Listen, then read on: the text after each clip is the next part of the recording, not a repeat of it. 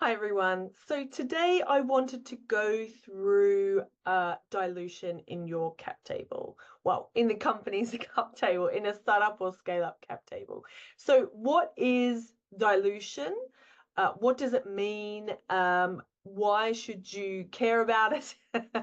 And then also, as a finance leader, what should you be doing with this dilution? So working with startup and scale ups, managing a cap table is a big part of your role as a finance leader. And so equity dilution is also a big part of that role.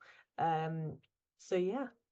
So my name is Alysha Randall. I am a fractional CFO and I also train new and aspiring finance directors who want to work or do work with startups or scale ups. And as I mentioned today, I wanted to go through equity. So equity dilution is it occurs when company issues new shares. So it's reducing the ownership percentage of the existing shareholders. So this is very common within startups, basically during rounds of venture capital or private equity funding. And it may be a concern for founders and early investors, so your angels or family and friends investors.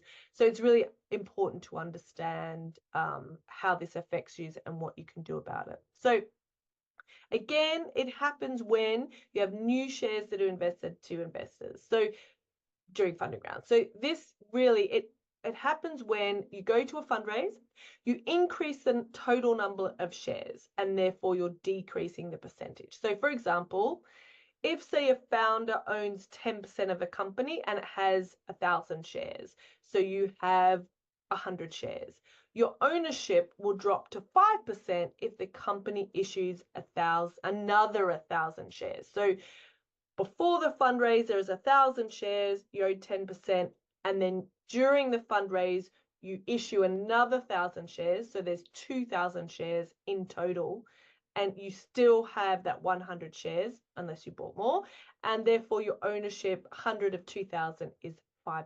So that's what it means. You originally owed 10% of the company, and then after a fundraise, you own only 5% unless you invest more in the fundraise. So generally, during an early stage fundraise, so your seed rounds, your Series A rounds, even Series B, a company will issue new shares rather than sell existing shares. So in really later rounds, particularly IPO, existing shareholders, of course, will then sell their shares.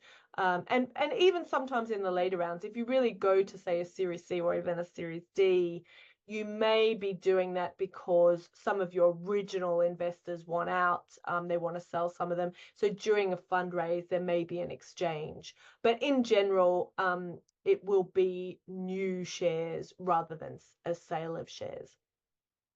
So then we have the cap table or capitalization table, which is what it really is, but everyone calls it cap table. It is a detailed spreadsheet. And I pause because ideally your cap table should be in a system. Spreadsheets can be a nightmare. So see, I did a couple of recommendations in the Finance Tech Stack video that I'll link above and below.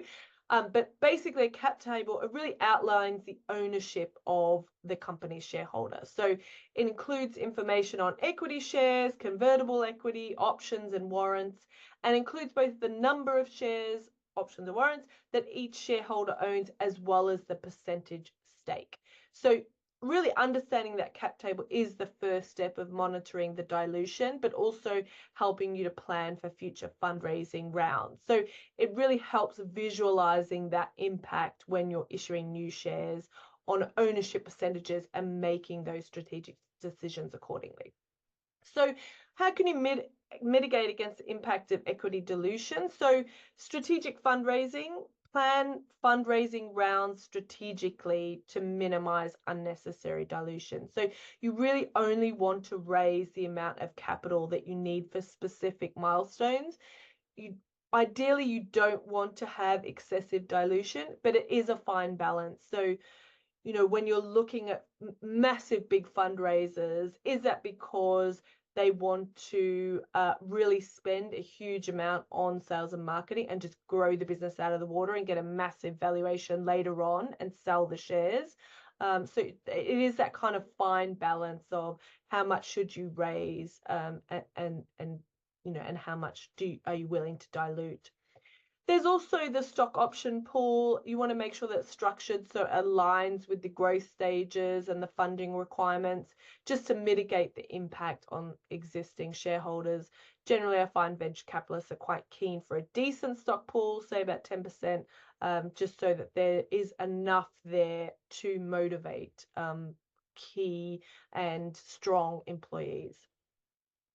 Existing shareholders, they can negotiate preemptive rights, which really allows them to maintain their ownership percentage, which means that they can purchase additional shares before new investors.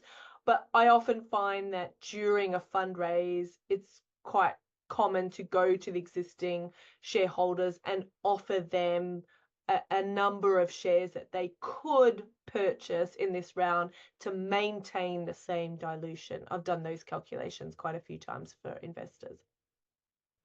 Convertible debt, so you can consider raising debt through convertible loan note.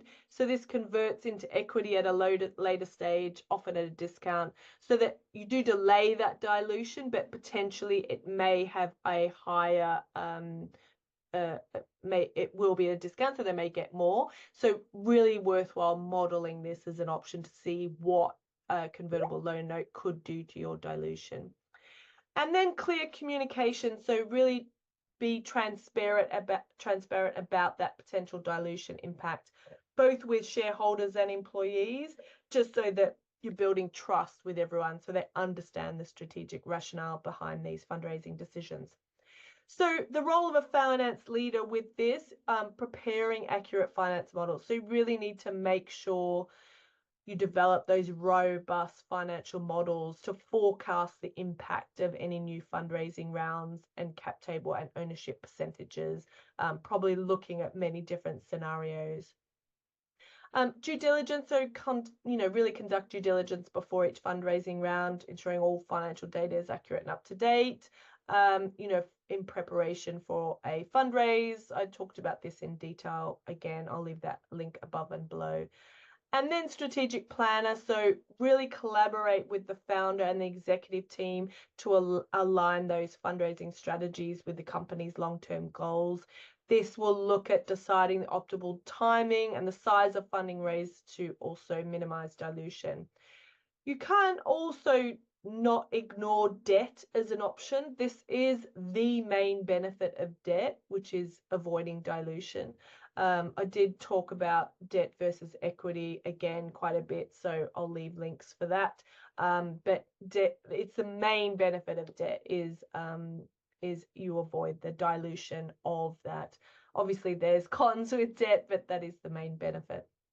And then investor relations. So as a finance leader, you really need to maintain those strong relationships with current and potential investors. So just that clear and regular communication can help manage those expectations and also secure those favorable terms during funding negotiations.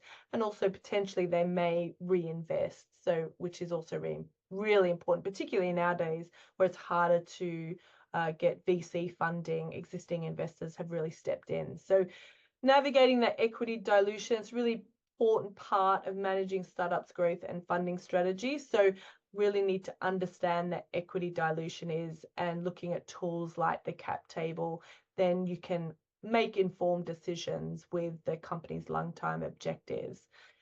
So anyway, so that is my recommendation on equity dilution. If you want more information on being a finance leader, I have lots of free resources available, and I'll leave links to those below.